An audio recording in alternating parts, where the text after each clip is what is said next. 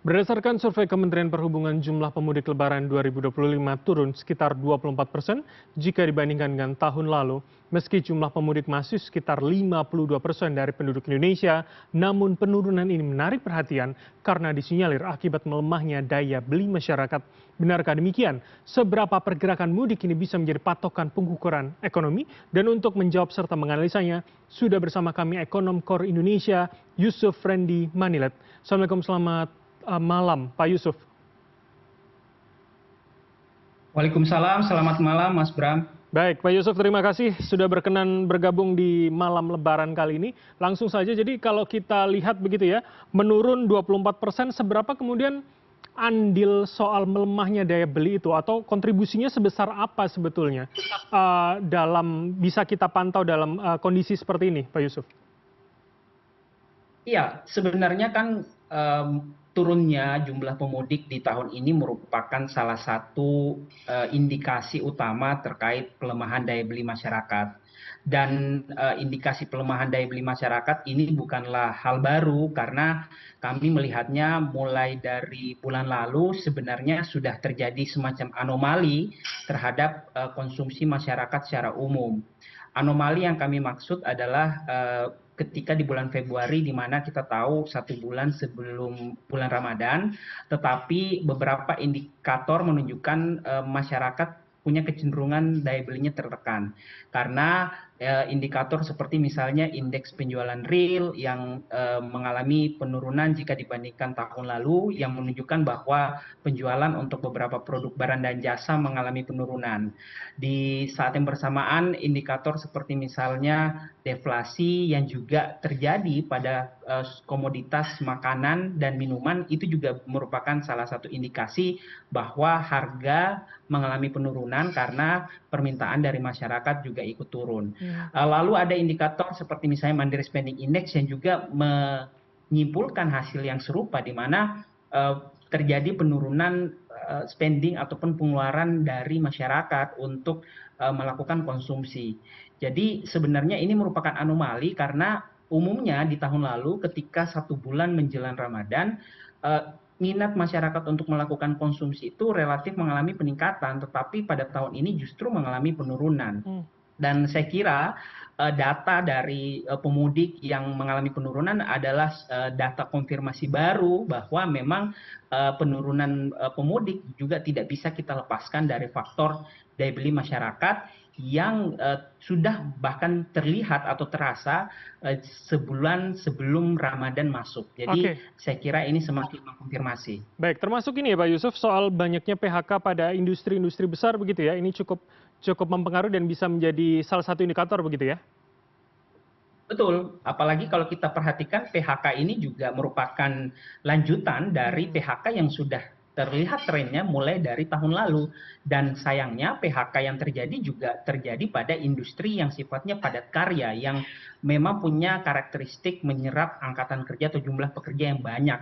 Sehingga ketika mereka melakukan PHK dan mereka memutus hubungan kerja jumlah karyawan secara banyak, ini kan juga secara agregat menentukan atau mempengaruhi ya konsumsi secara umum. Apalagi PHK misalnya kalau kita ambil contoh Sritex itu dilakukan ketika memasuki bulan Ramadan. Jadi ekspektasi dorongan konsumsi dari konsumen masyarakat akhirnya mengalami penurunan dari faktor PHK juga. Oke, baik.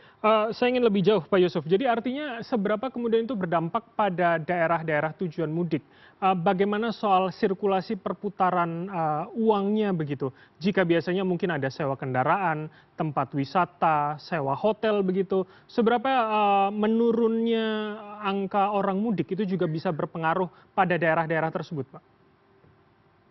Ya, menurut kami memang akan sangat berpengaruh karena bagaimanapun juga mudik ini kan juga bisa dibilang seperti festival liburan gitu ya. Karena dalam periode waktu tertentu jumlah masyarakat berkunjung ke satu daerah gitu. Jadi ketika misalnya jumlah pemudik ini justru mengalami penurunan, maka aktivitas atau permintaan aktivitas yang berhubungan dengan wisata di daerah ini juga akhirnya akan berpotensi mengalami penurunan juga gitu.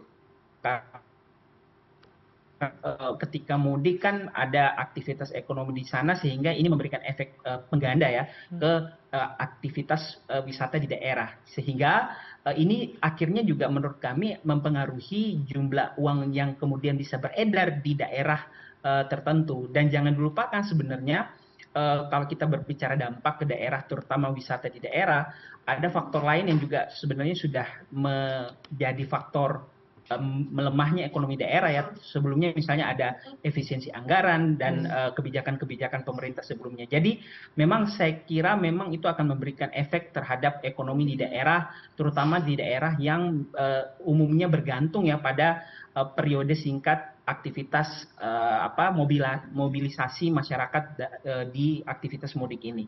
Baik, Pak Yusuf, kalau itu di tingkat daerah, bagaimana di tingkat nasional? Apakah kemudian apa yang bisa kita respon begitu dengan melihat kondisi ini? Apakah memang ini adalah gejala yang akan ya normal dengan sendirinya atau pelan-pelan nanti bergulir akan berdampak pada perekonomian nasional, Pak Yusuf?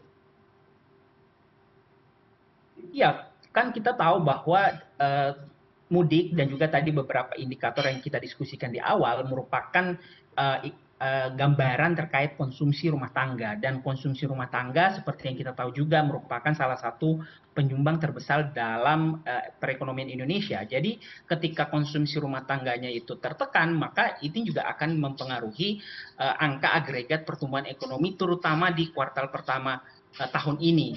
Ekspektasi pertumbuhan ekonomi yang bisa didorong dari adanya momentum Ramadan dan Lebaran itu bukan tidak mungkin akhirnya bisa terkoreksi karena akibat melemahnya daya beli dari beberapa indikator yang kita diskusikan. Adapun untuk hal yang kemudian bisa dilakukan, menurut kami memang pemerintah perlu mempersiapkan langkah mitigasi. Selama ini menurut kami pemerintah fokus pada kebijakan-kebijakan yang sifatnya jangka pendek. Itu sebetulnya tidak salah, tetapi juga pemerintah harusnya juga fokus pada kebijakan yang sifatnya lebih fundamental gitu ya.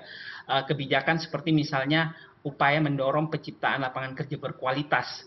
Ini kan ada hubungannya dengan bagaimana mendorong mereka yang sudah terkena PHK untuk bisa masuk kembali ke lapangan kerja sehingga daya beli mereka bisa juga terdongkrak dalam periode waktu yang diinginkan.